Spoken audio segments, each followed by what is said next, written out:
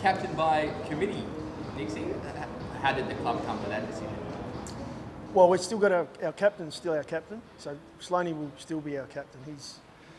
He's actually had the surgery this morning, so he's in recovery at the moment. I'll have a good chat to him this arvo and get in and make sure he's come through that well.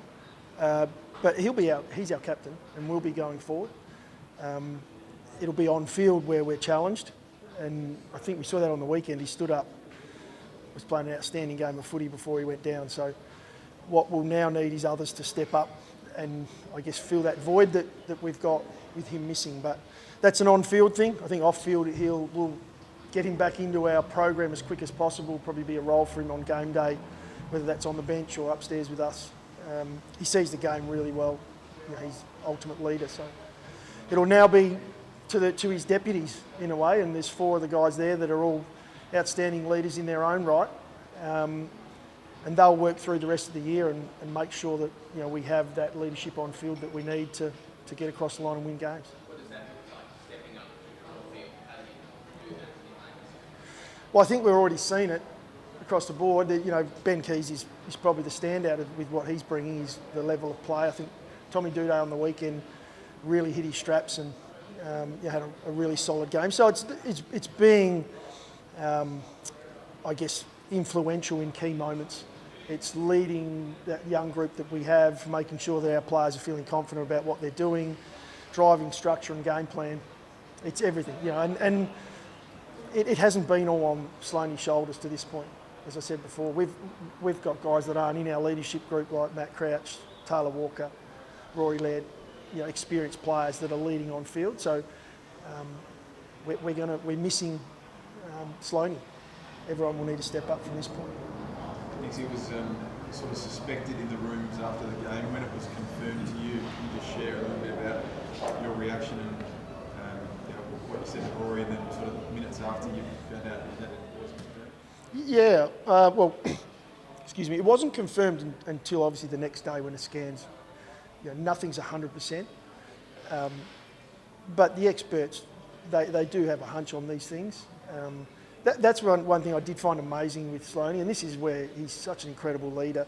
He put the team first, even though he, in that moment post the game, probably had an idea of what had actually happened and where he was at.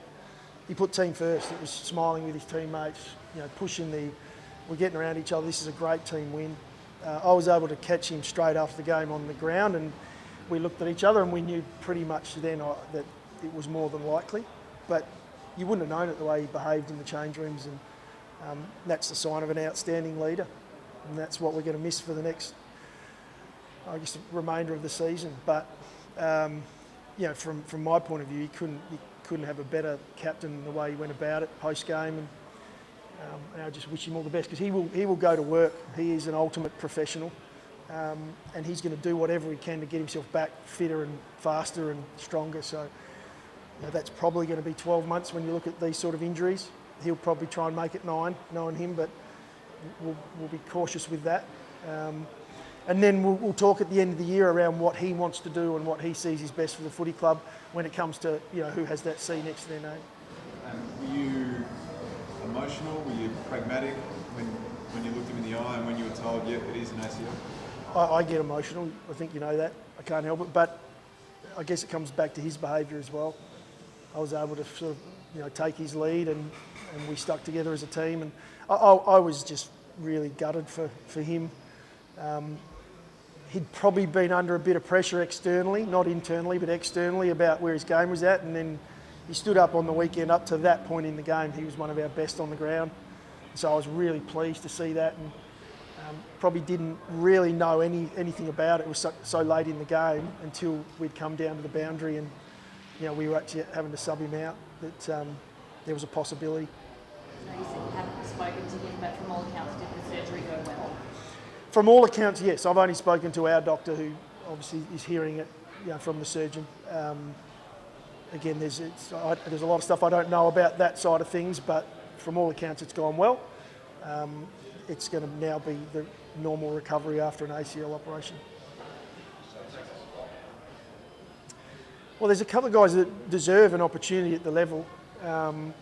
We've loved what Riley's done since going back.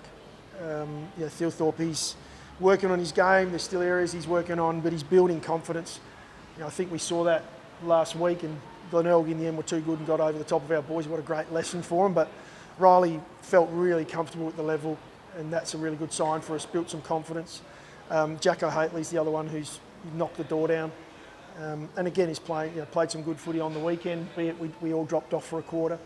So there's guys that are ready to come in. Saligo's another one that we really love the way he plays his footy, and he's getting better and better every week. So we haven't actually finalised yet. I'm in match committee as we speak. They'll probably have decided when I get back there. But the pleasing thing for us is the form below it warrants selection.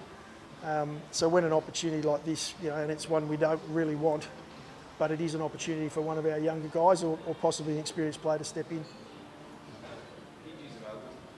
Yeah, Hingy as well. So Hingy obviously missed last week. He's another one who, we know is good enough at the level. It depends on the mix that we're putting in, what the opposition are bringing as well, whether we need tall, small behind the footy or on a wing. A lot of centre bounces for Sam Berry last week, and he toiled really hard and sort of maybe grew into the game.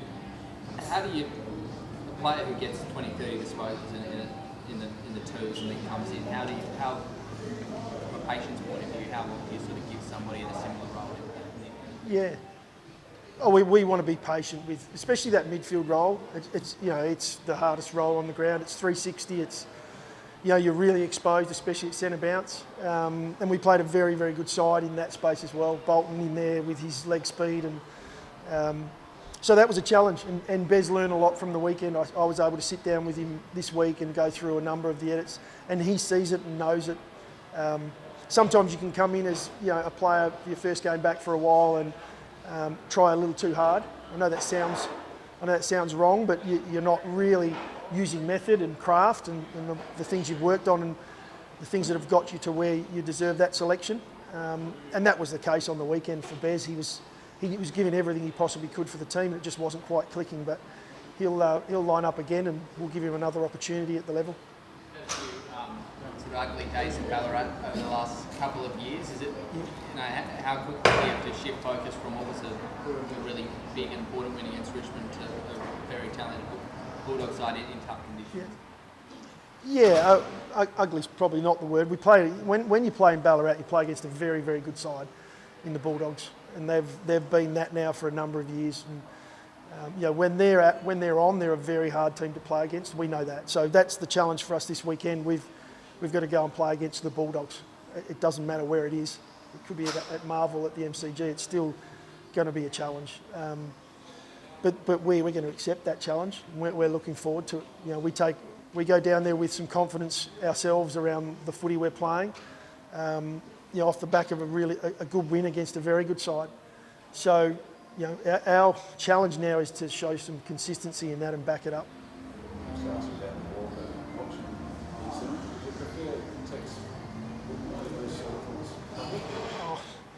I haven't heard any of it. I haven't read about it. I've obviously been briefed on it, but it's not my focus. I don't care for it at the moment. We're picking a side for the Bulldogs, as I just said.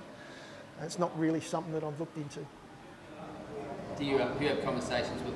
I mean, you've got 45 hit period with blokes. Do you have conversations with guys who are a bit more prone to saying the first thing that comes to their head and remind? Do you have to have those conversations to remind? Be careful about what you're saying publicly. Well, I'm also mindful we're all different people, so I'm not going to stop someone being themselves. Part of being unique is that some of these guys, they are unique. They get to where they are because of who they are. They're the best of the best when they get drafted and they come into a bigger pond, and they get challenged. So we don't want to change them too much. We want them to still have that ability to be that on field. Sometimes off field is an area that we've got to keep an eye on. Riley kicked 4 in the sandfly. I reckon it was a combined total of about 15 metres, or 4 of his goals. A few from on the goal line and one set shot from in front. But he got up the ground a little bit. Can he play that role further away from goal in the absence of Rory when you talk about him coming into the side? Yeah, definitely. Riley's got a game that's quite versatile. It's probably the area we see him, really taking an important role in the future is that key forward, being able to get at the footy and clunk the ball when it goes forward. We're seeing Himmelberg do that at the moment. That'll take some time, and we know that the history will show you that players in that position take time before they do build confidence and timing and learn from experience. But what Riley does have, he's played a fair bit of ruck and got himself up around the ground as a junior, so he can use the ball both sides of his body. He's very good below his knees. He's got long arms, big hands, and he showed some of that at SANFL level. So the reason he's back there at the moment is to find that confidence and build his game, not just ahead of the ball, but even around the footy. Speaking to him this week, he's gained a lot of confidence in a short period of time, just a couple of weeks, just in himself, just belief in what he can do. And sometimes that's hard to do at an AFL level because the opposition won't allow that. So he's progressing really well in exactly what we're asking of him at the moment. And we don't expect it to turn around. We don't expect him to be taking pack marks in the next month. But he's continuing to work on that, which is a positive. Has Junior done enough? Junior's nearly there, yeah. Junior's starting to feel good about where he's at. Starting to feel like he's running games out as well. He'll probably be another week or so. And that's the challenge for him, is just getting himself right as well as us, as a match committee and a side, feeling like that spot's there now for him to come into. And it's always nice too to come off a good win and be able to back your group in that have got the job done. We've got a challenge this week. We've got a spot available because of injury, so we'll make a call on that. Where's Fisher at? Sorry? Where's Fisher at? Yeah, Fish again is improving. With the team around him, he's playing some good footy. His game's definitely gone to a level now where he's building confidence in his game. He's working on that aggression side, really getting himself into the contest and backing himself in. So similar in a way to Riley, he's back there at the moment really trying to find some confidence in his game and get back.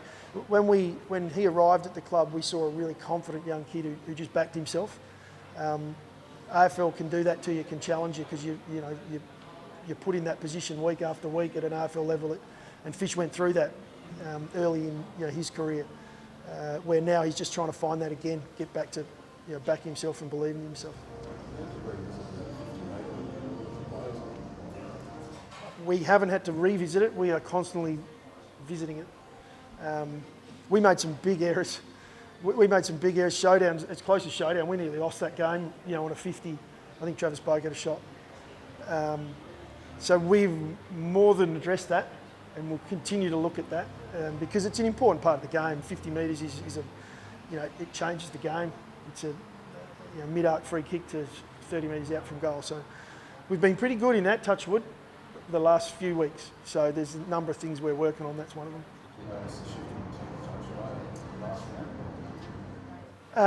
Not last round. I think it's been there for a few rounds now. We know the rule and we understand the rule. It's now our ability to work through that.